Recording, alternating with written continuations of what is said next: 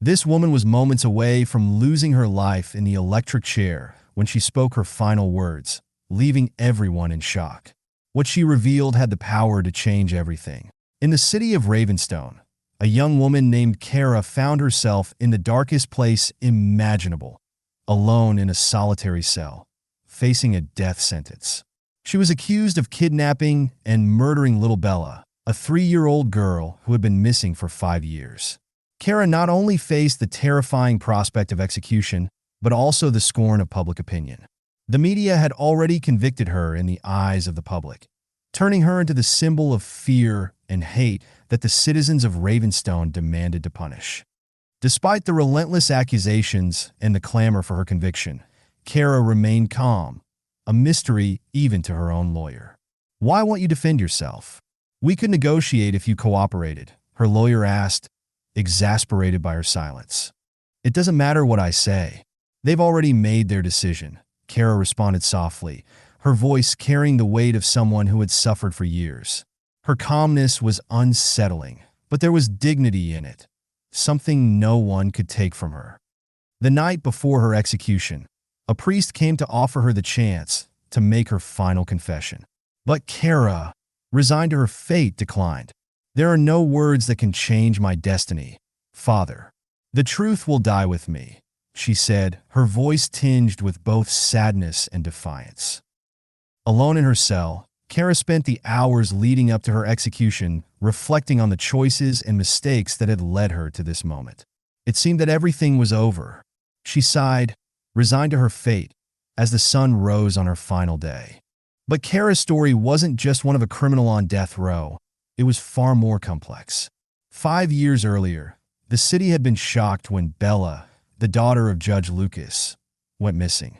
The tragedy was compounded when Kara was accused of causing the judge's wife's accidental death during a fateful encounter. The judge, Lucas, claimed that Kara had abducted Bella as an act of revenge. The people of Ravenstone demanded justice, and Kara became the scapegoat. After being arrested, Kara spent 5 long years in isolation, a punishment decreed by Judge Lucas himself, who wanted to ensure she stayed completely cut off from empathy or support. Her life became a grim cycle of loneliness and despair. The night before her execution, Kara received an unexpected visitor, Judge Lucas himself. As he stood in her cell, his hatred for her was palpable. "I hope you rot in hell, just like Bella is," he sneered before walking away, leaving her shaken and stunned by his cruelty. As the guards came to take Kara to the execution chamber, she could feel the finality of her situation. "He's lying. You have to reopen the case," she shouted, but her cries fell on deaf ears.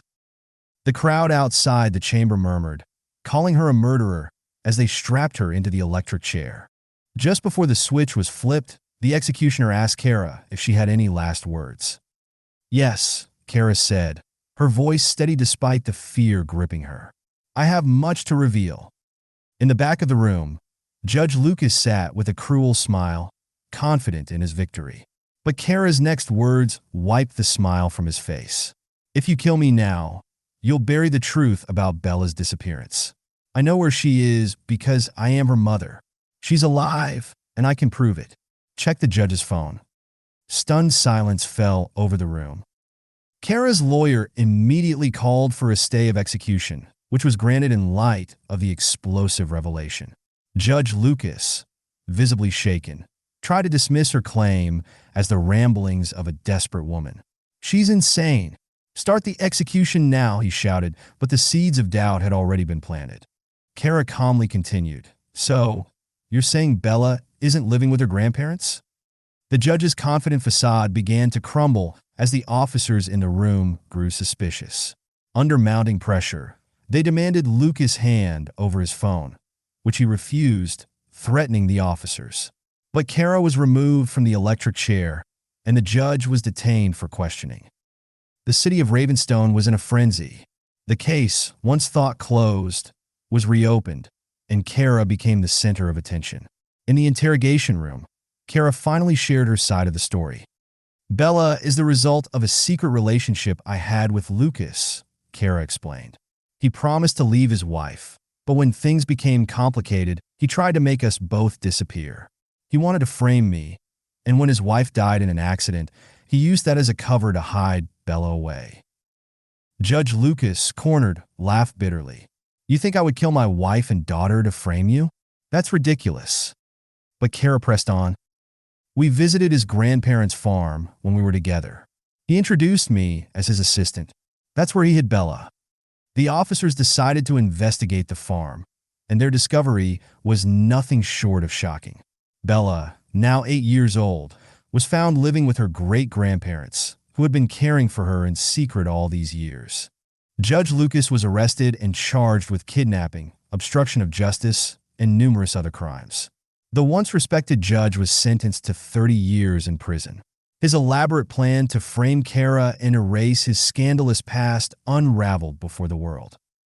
Kara, now exonerated, was released to the cheers of the public, who had once called for her death.